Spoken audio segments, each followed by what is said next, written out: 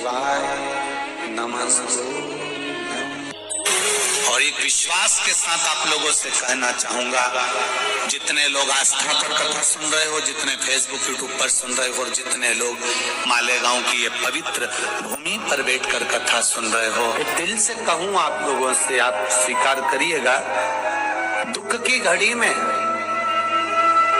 कोई आए चाहे ना आए, अगर आपने दिल से, कर्जा हो गया, समस्या विकट हो गई, तकलीफ बढ़ गई, दुख बढ़ गया,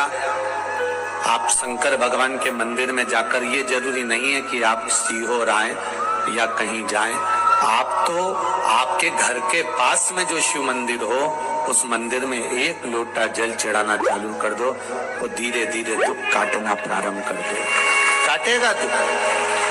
बस जल चढ़ाने का एक नियम है शिव जी का।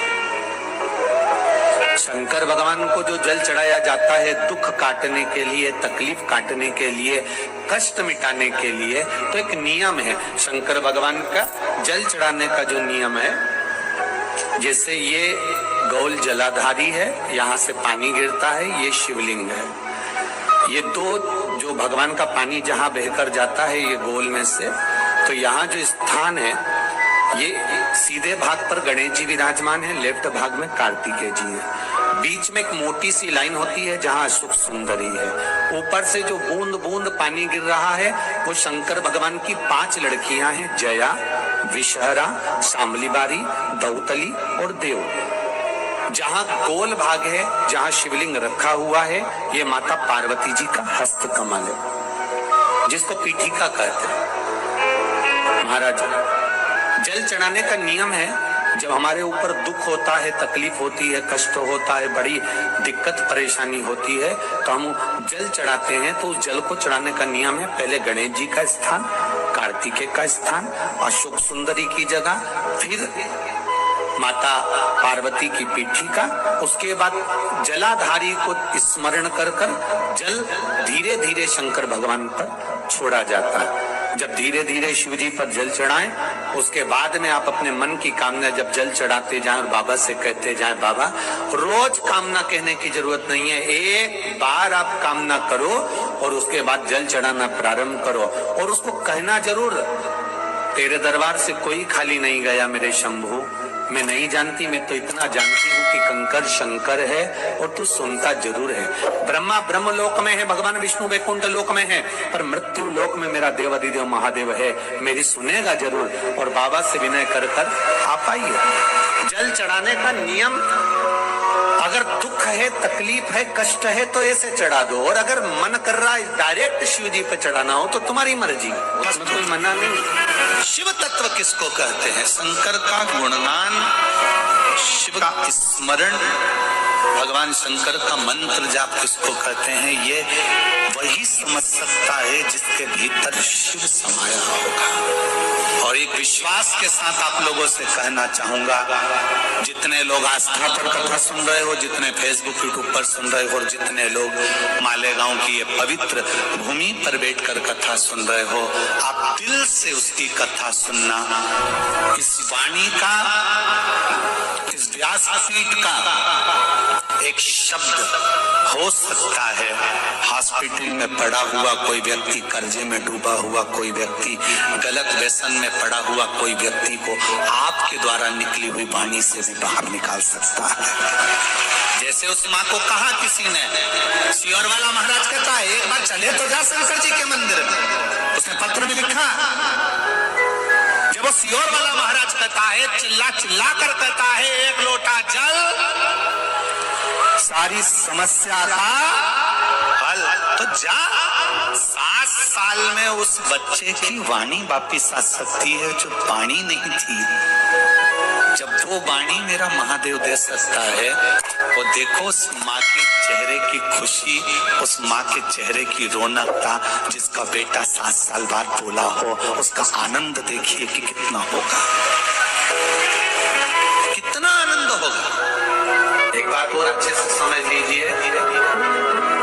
जो बच्चे चिड़चिड़े होते हैं, चाहे घर में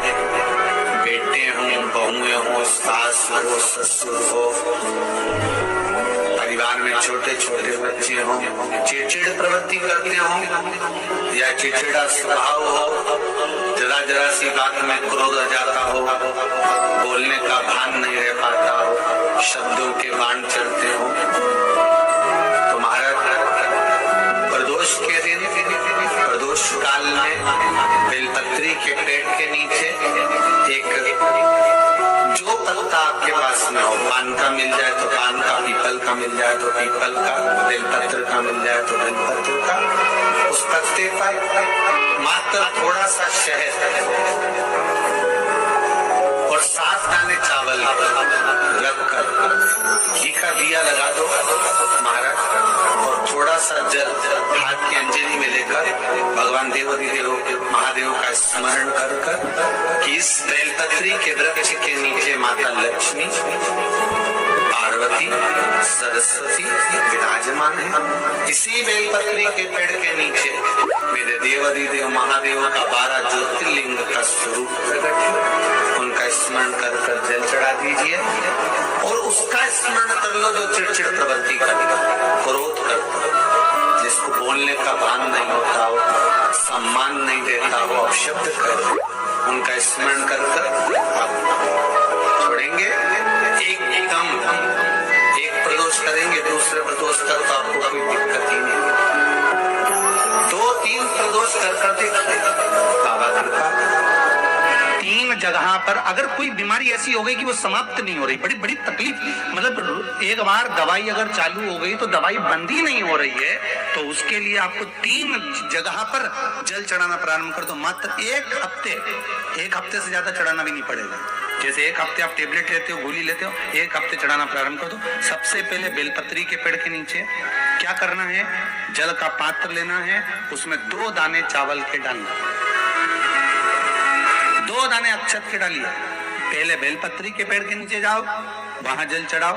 फिर जाइए पीपल के वृक्ष के नीचे, वहां जल चढ़ाइए, आखिरी में या तो शमी के नीचे या फिर आंवले के नीचे, इन दोनों में से कोई एक वृक्ष जिसके नीचे। पर 1 हफ्ते अगर आपने आंवले में चढ़ाया है तो आंवले में ही चढ़ाना, शमी में चढ़ाया है तो शमी में चढ़ाना है, ये बदल के मत चढ़ाना कि आज मैं शमी में चढ़ा देती हूँ कल आंवले में चढ़ा दूंगी, ऐसा नहीं। शंकर भगवान पे चढ़ा हुआ जल जो बहकर जाता है उसको 3 जगह पर जरूर लगाना चाहिए। ध्यान से सुनिएगा। 9 ग्रह जो शरीर राहु केतु मंगल बुध शनि परेशान करते हैं उसकी समाप्ति के लिए शिव पर चढ़ा हुआ जल नैनों पर, कंठ पर, मस्तिष्क पर, 3 जगह पर जिसके प्रतिदिन शिव पर चढ़ा हुआ जल लगता है उसको कभी 9 ग्रह परेशान नहीं कर सकते।